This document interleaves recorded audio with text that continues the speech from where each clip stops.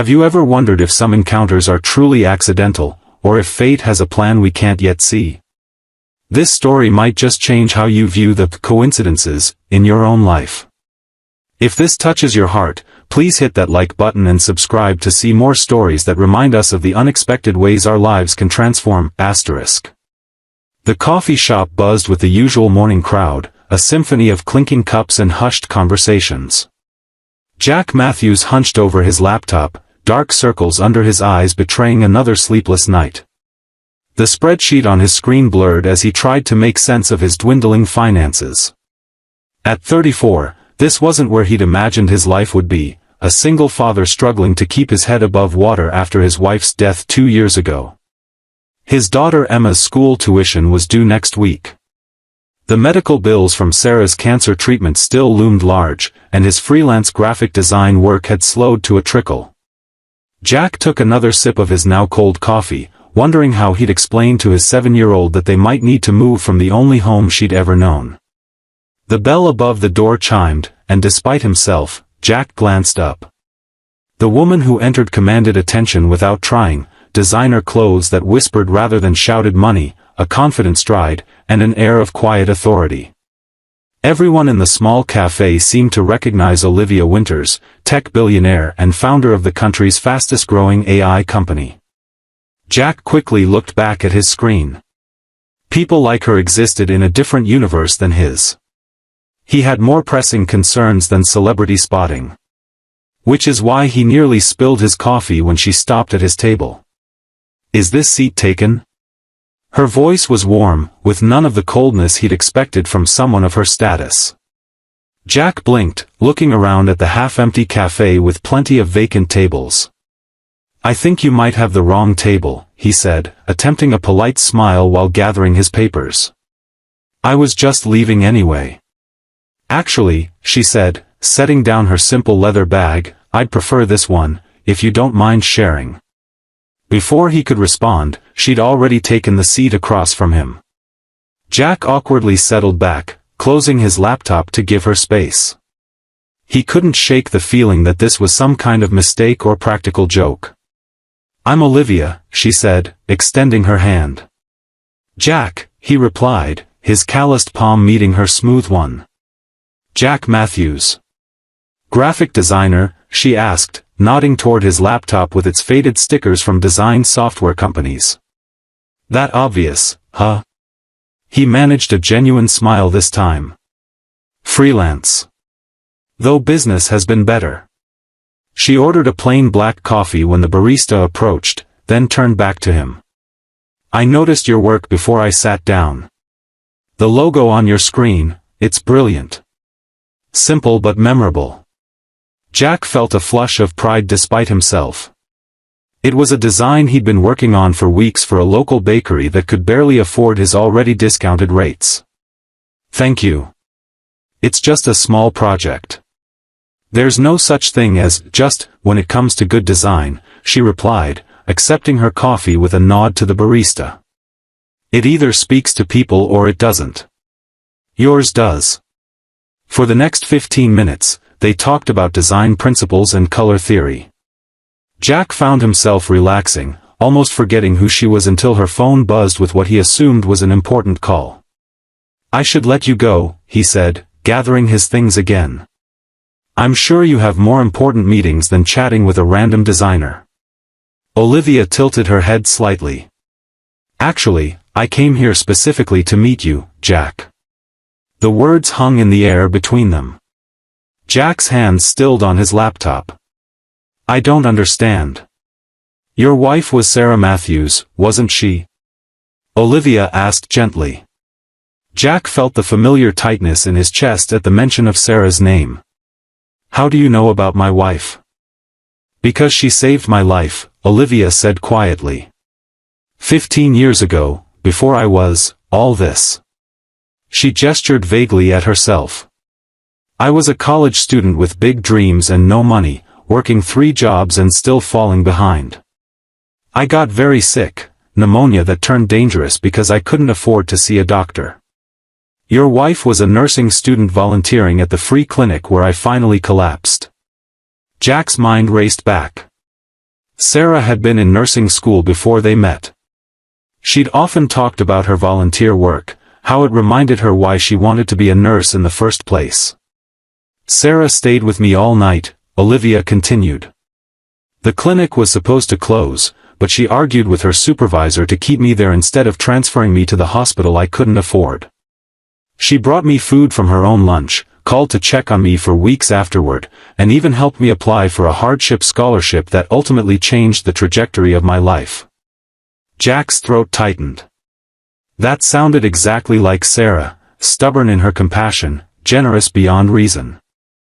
I've been looking for her for years, to thank her properly, Olivia said. When I finally tracked her down. Her voice faltered. I was too late. But then I found out about you and Emma. Jack's protective instincts flared. How do you know about my daughter? Public records, Olivia admitted. And I may have had my assistant do some research. I know how that sounds, but I needed to find Sarah's family. I owe her everything. Jack sat back, processing this information. So what now? You found us. Is this some kind of charity case for you? Because we're managing just fine. The lie tasted bitter on his tongue. Olivia's expression remained gentle but firm. This isn't charity, Jack. This is a debt I can never fully repay.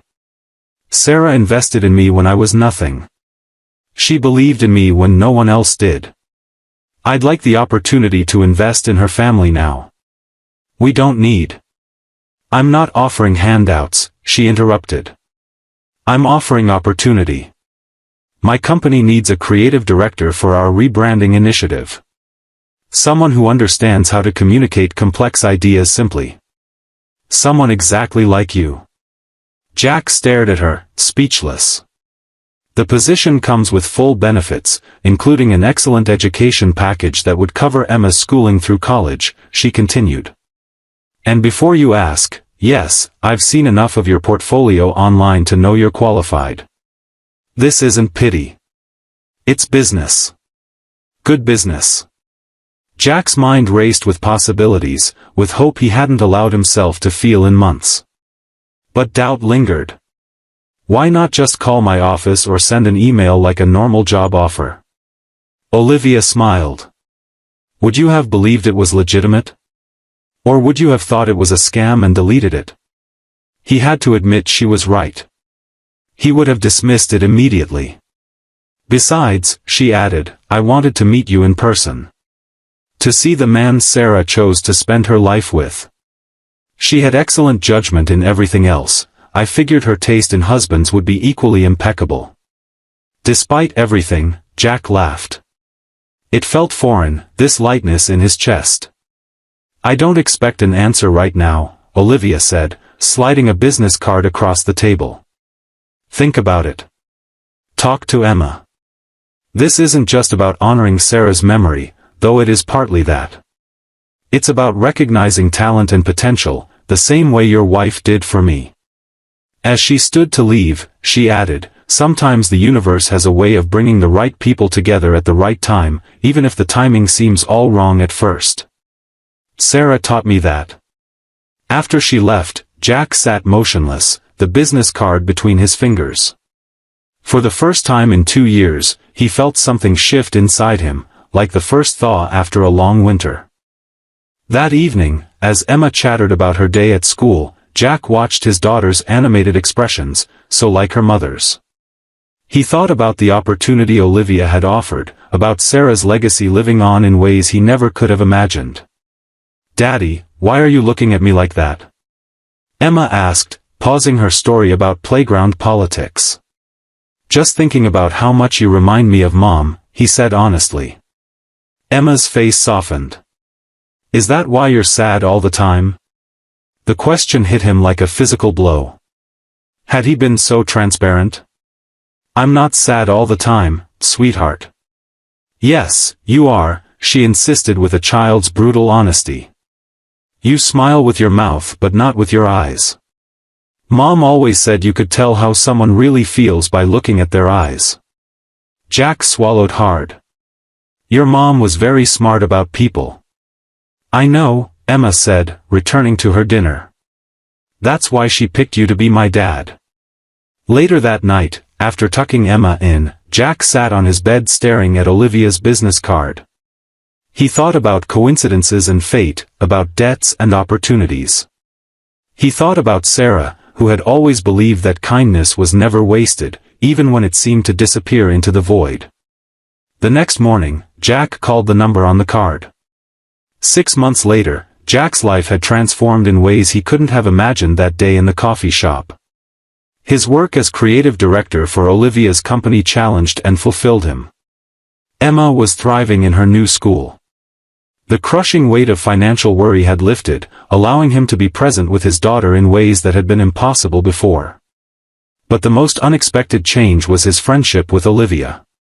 Despite their different backgrounds, they shared a connection through Sarah that evolved into a genuine bond. Olivia wasn't just his boss, she had become family, a godmother figure to Emma and a trusted friend to Jack.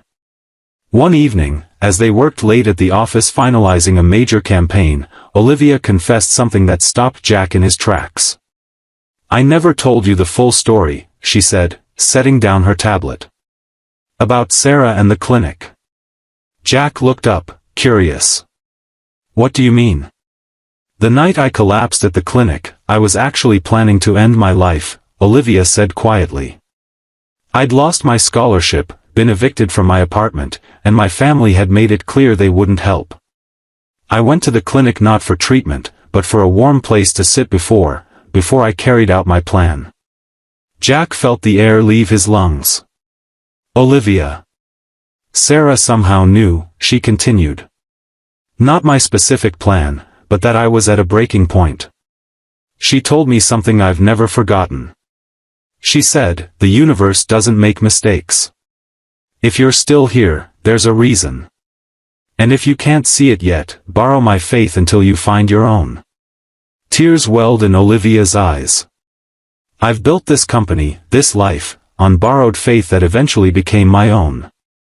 And now, in some cosmic circle, I get to return that faith to the family she left behind.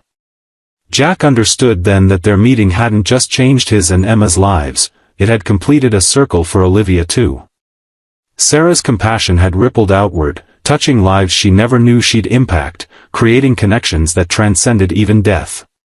A year to the day after their coffee shop meeting, Jack and Emma stood with Olivia at the ribbon-cutting ceremony for the Sarah Matthews Memorial Clinic, a state-of-the-art facility providing free healthcare to those who couldn't afford it. As Emma proudly held the oversized scissors, Jack caught Olivia's eye over his daughter's head. In that moment, he understood that sometimes what looks like the wrong table, the wrong timing, or the wrong life can actually be exactly right. We just need to wait for the truth to reveal itself. And as Emma cut the ribbon, Jack felt Sarah's presence more strongly than he had since her death, not as a painful absence, but as the invisible thread connecting all of them, weaving their separate stories into something beautiful and whole. Sometimes the greatest gifts come disguised as coincidences. Sometimes strangers become family. And sometimes, when we think we've lost everything, we discover that love leaves echoes that continue to shape the world long after it seems to have gone silent. If this story touched your heart, please don't forget to like and subscribe for more content that reminds us of the unexpected connections that shape our lives.